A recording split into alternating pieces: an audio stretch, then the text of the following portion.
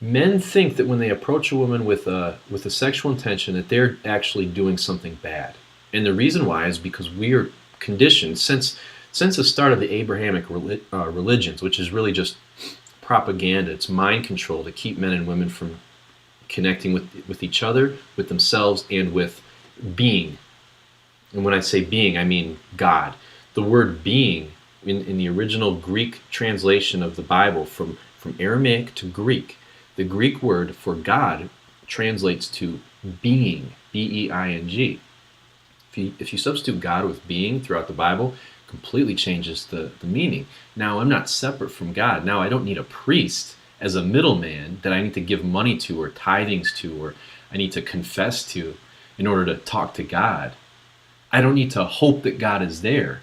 It's being, and I'm a human being. I'm part of all of it. I'm connected to the world, to the universe, and to consciousness.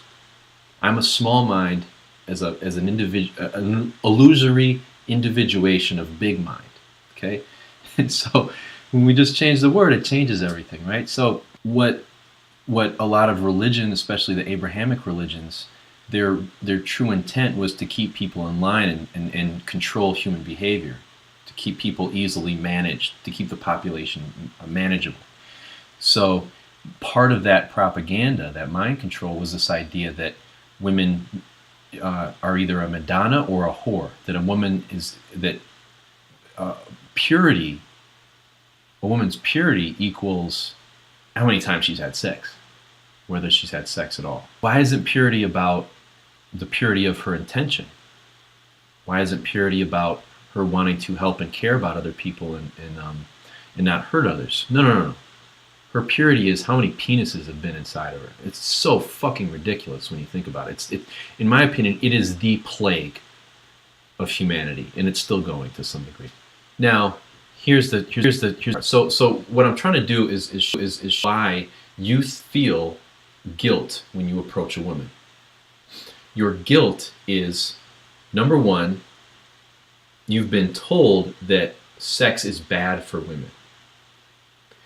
Number two, you've been told to use words that are congruent to that paradigm, which is, seduction, to get her to do something bad with you, even though she shouldn't do it. That's why a lot of guys will have sort of that shit-eating grin when they talk to them, and when they approach her, it's sort of like, hey, can I buy you a drink? Hey, what's up? How's it going?